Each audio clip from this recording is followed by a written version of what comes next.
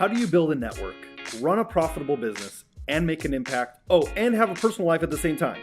That's the question, and this podcast is the answer. I'm your host, Chaz Wilson, husband, father of five, author of the book 5+1, president and co-founder of Master Networks Inc., a national networking organization. Look, each week I bring you successful entrepreneurs who will share success strategies of how to effectively build a network, add valuable wisdom to your journey, and help you succeed. Welcome to Connect, Share, and Prosper. All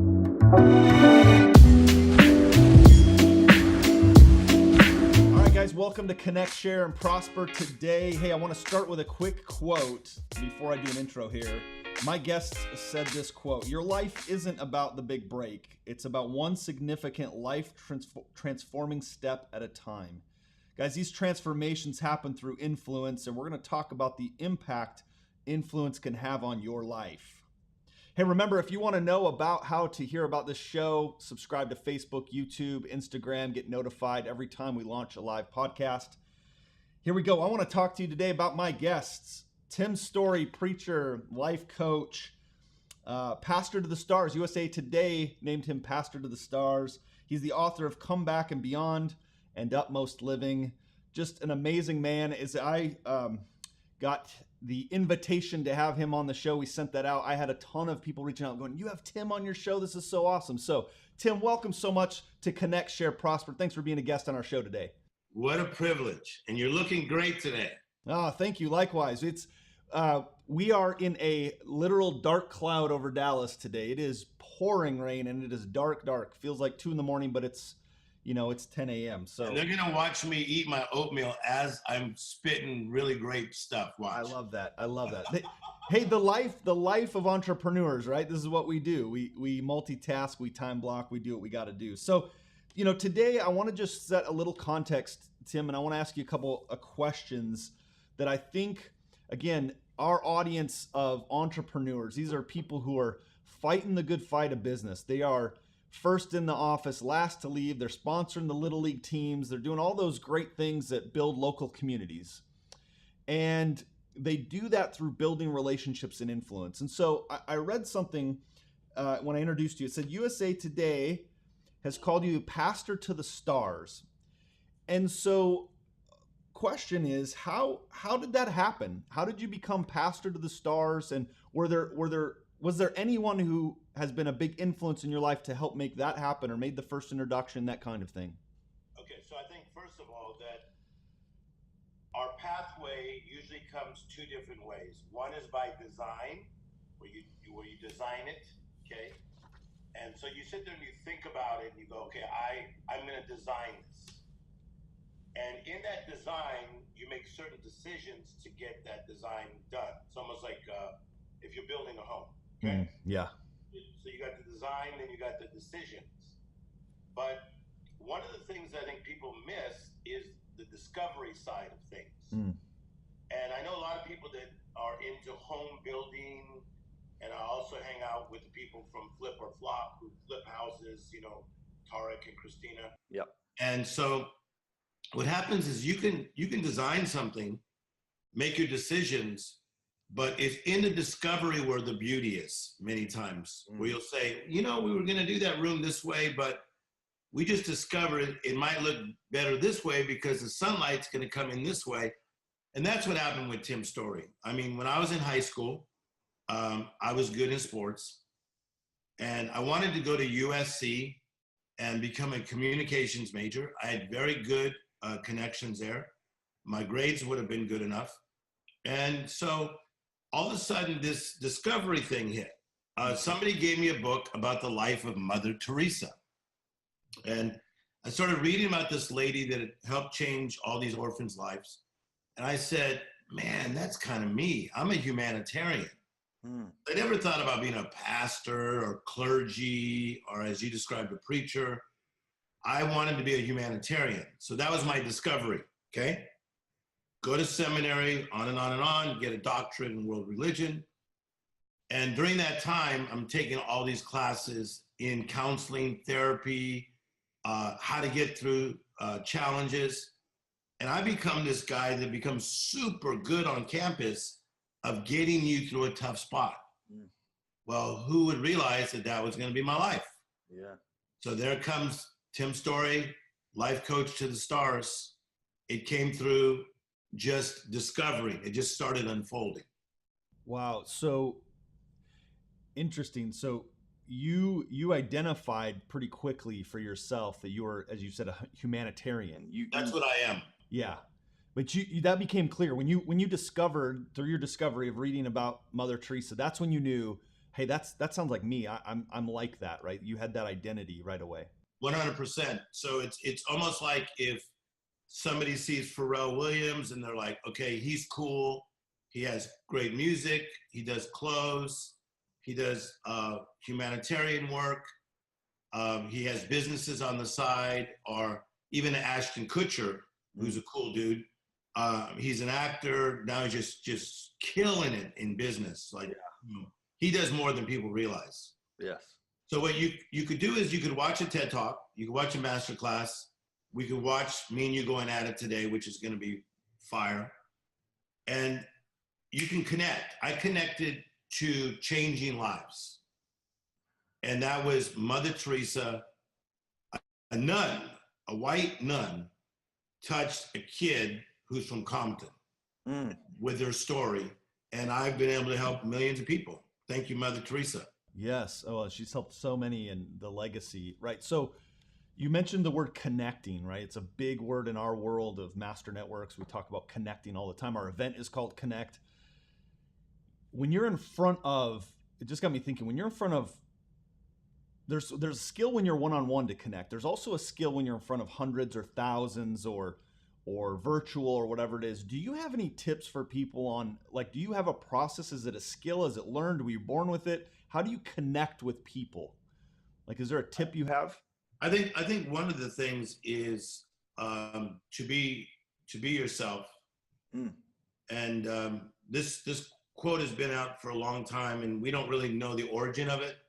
But you've been born an original, don't die a copy.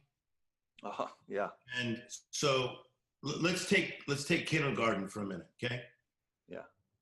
So when I went bouncing in kindergarten, that was my first time ever being in a class where you had like over 20 kids in there.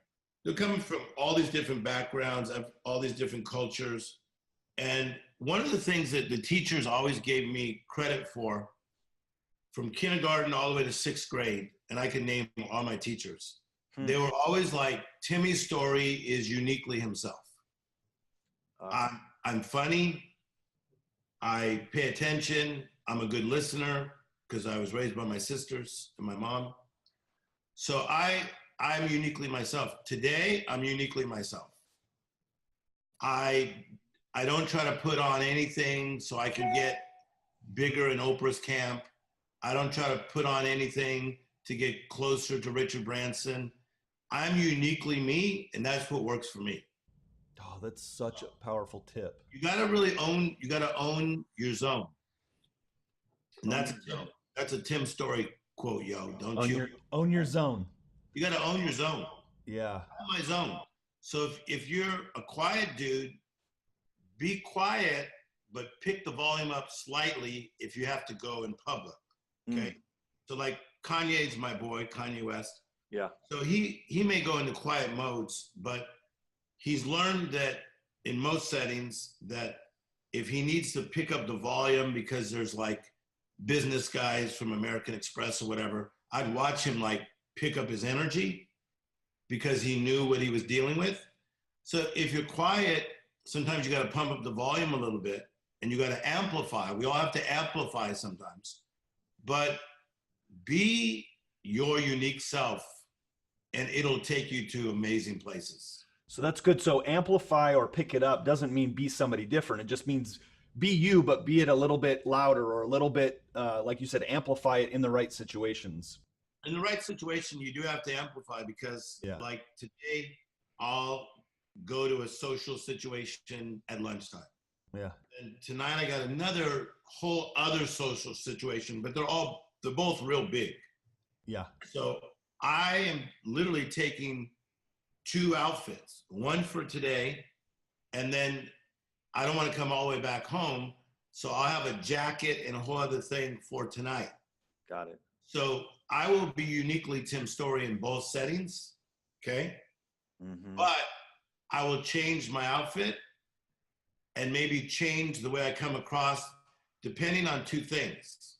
I'm about to spit fire. Your culture and your climate. Whenever you walk into a room, you got to feel the climate of that room. Mm. Okay, so if I go to Oprah's house and she's having a party, so this is like real stuff, and there's Julia Roberts, there's Reese Witherspoon, there's freaking Barbara Streisand, there's Denzel Washington. Watch how you come into the room, because those are big dinosaurs. Yeah. So you got to feel the climate of any room. If a room is quiet, don't come in at a 10. Right. If the noise level's at a 4, come in at a 5. Uh-huh. And that's a skill that you've learned over time, I imagine, in these settings. Like, did you ever come into a room that was a 4 and come in as a 10 and you learned right away? No, I'm too smart for that. Okay. Yeah. Because what happened is that I came up early. I was traveling the world at 20. And so I watched people. Mm-hmm. So most of my strength came from education, conversation, and observation. So I observed people on how they handled themselves. So if I saw a really smooth dude that I liked, I'd watch him.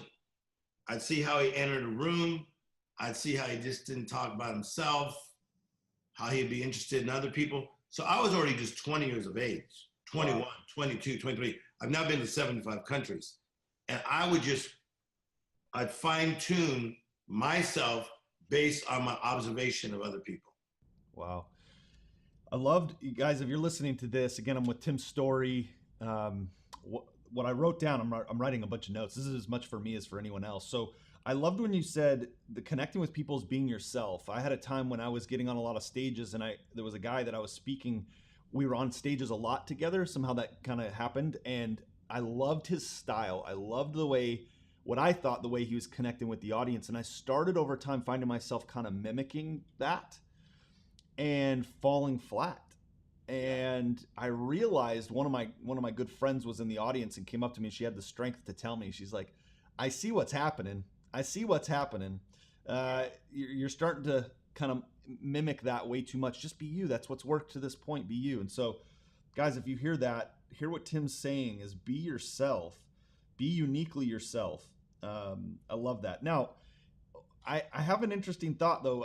I think there's some people who, this identity of themselves it seems like you had a strong sense of who you were early, who you are, some confidence, etc. But for those that are listening that maybe don't have that right away and they're trying to get into a circle of somebody that could help them, like, were you ever starstruck or were you ever intimidated by any of these people that came into your life, and how did you deal with that, or how did you overcome it? I think the thing that's cool about 2019 is awkward is okay. And so if you see like certain singers, like there's certain singers out there, male and female, that they're awkward, even on stage, but it works.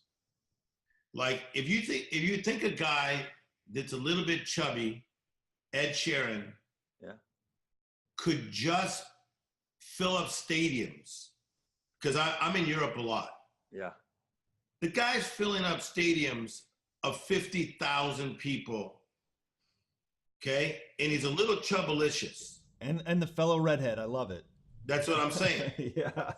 And he's good looking in his own little way. He even was on Game of Thrones. So Ed, if you watch this, you know I love you.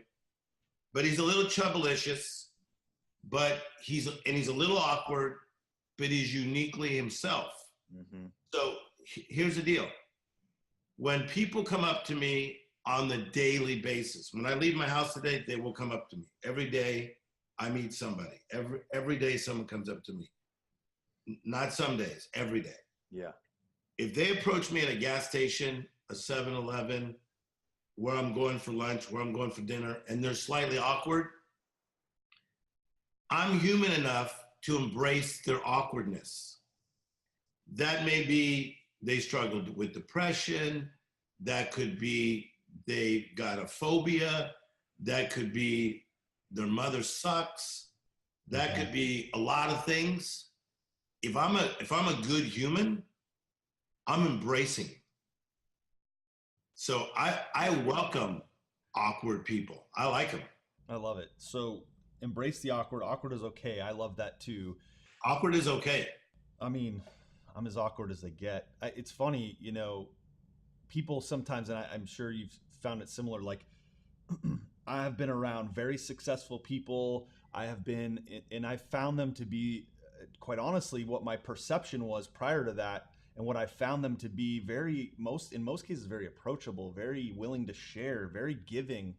And yet I had this notion, and I don't know where it came from, somewhere when I was younger, that these successful people don't want to share. They're closed off. They're all this, but they just seem to be very open to giving back to others, and so that's a block for a lot of people. Yeah. So, like, let's say, like, I was watching this young star. She's very, very pretty, but she needs some etiquette coaching because her way of looking at it is, I'm amazing. Oh my God, I'm so pretty. If you approach me, you should approach me as though I'm on the throne. Yeah. I don't see life like that. Yeah. So I was just with John Paul DeJora on Sunday. The guy sold Patron for over 5.4 billion. Yeah. So me and him are friends, but I watched other people approach him, and come on, the guy's worth billions of dollars. Right. And he's like, hey, what's your name again? Hey, good to see you. Of course I'll take a picture. Okay. All right. You know why? Because he's not like the little princess girl I'm describing. I almost wish I could tell her name, but I'm not gonna. No, I get it. But what's happened with the John Paul, whether it's male or female, it's not just the male or female, because I've seen great women do the same thing, is that they understand that we're all human beings. And so we have honor for each other. Yeah. So wherever you're coming from, like right now I'm on your show. Yes. Okay. So I'm honoring you. I'm in your living room right now. Yeah. So I come at you with humility. I'm here to serve you. It's not about me. It's about you. So powerful. So you come at it from a life of service, which is where it started for you, learning about Mother Teresa and just understanding that was your nature. So guys, if you're listening to this, I hope you're getting as much as I am, like connecting with people, being yourself. I loved the understanding the culture and the climate. I'm going to really take that and analyze that for myself as I enter into stages, meeting rooms, all this stuff. Awkward is okay. Embrace the awkward. Love that. Embrace it. Now, let me ask you this, and I want to ask you, how has your connection to your faith helped you in your life? And then for those that don't have a faith, what do they do? Well, I think that we're all made in the image of God. Mm-hmm. So whether you embrace that or not, I think it's how it is. So to me, the faith side is not so much like religion or rules. Yeah. It's more of a connection to like God, as Psalms 23 God. The Lord is my shepherd, I shall not want. So even if I just live my life on one scripture, the Lord is my shepherd. Okay, what does that mean? So a shepherd guides you, guards you, and governs you. Guide is direction, guard is protection, govern is administration. I shall not want. The word want means I shall not have anxious desire. Just based on the fact that if there is a God, which I believe there is, and I can connect to this shepherd and he guides me, guards me, and governs me, then I'm good with that. And that if he wants to have a relationship with me and that he's very merciful in this relationship, I'm good with that too.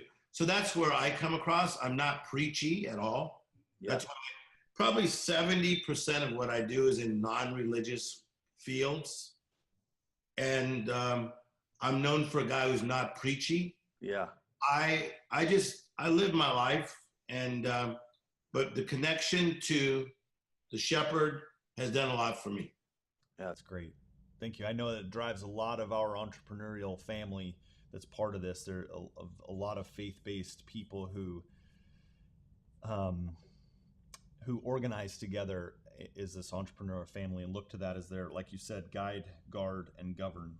Let me ask you this. So, Tim, as you look at what you're doing, what you've built, who you've connected with, what would be one tip for our entrepreneurs to build their network of people that they want to surround themselves with? Do you have one tip of like, these are people they don't know yet, or they know who they are and they want to bring them into their circle? What would be one thing they could do to help grow their influence in their own network? I think that one of the greatest things that one can do is what you make happen for someone else, life will make happen for you. And so build another person's dream. Don't even think about building your own right now. Build another person's dream. So I build other people's dreams. So when I came up in, let's say in the church world, at 15, I was vacuuming the church for free. At 16, I was making tapes in the back of the church where they used to have tapes at that time. Yeah. I was constantly just hustling. When I came up and was around older ministers, I'd carry their bags, and that's how I am today. Yeah. I serve other people's dreams, even though me and Steve Harvey do a lot together. We did a big tour together. We're doing other projects together. He's still Steve Harvey. When I get in his presence, even though he respects me at a high level, I'm always looking to serve him. I'm looking to see if he left his keys when we leave a restaurant or whatever. So make it happen for somebody else. Don't even like get caught up in your own dream so much right now. Serve somebody else's dream and watch life bring it back to you. And do you think that that is the legacy you'll be known for? Like the fact that you've impacted so many lives, or what is the legacy you want to be known for? I'm going to quote Don Cheadle on this. I love a show that LeBron James does on HBO, The Shop, where they're in the barbershop talking. So Don Cheadle, who's my buddy, he's an actor. He said that's up to other people to make their conclusion. Sure. I don't really do my thing with conclusion in mind. Okay. I think that I've been able to live a pretty cool life.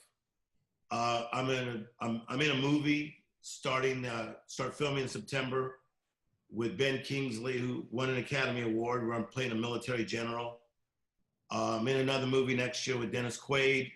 I didn't know acting was on. I didn't get actor on the sheet. That's awesome. No, the acting thing is new. I've been asked to act for probably 14 years. I'm doing another project with probably one of the top 3 actors in America, but I can't say that one yet. But I'm already doing that one. That's great. I'm producing and I'm in that movie. So now I'm taking acting lessons. I get to do that fun stuff. Then I do all my stuff with Oprah. I'm in Oprah's new book. I'm doing plays. I'm producing my movies. So I'm an artist. And then the conclusion of what people think, that's on them. Yeah. I don't really operate with that in mind of like, do I get a 5? Do I get a 6? Yeah, no, I mean, and actually when you let go of that, for people who are worrying about that, if you let go of that and just serve and help others, then like you just said, you let the conclusion be others, right? And your fruits just show who you are, right? It seems to be working.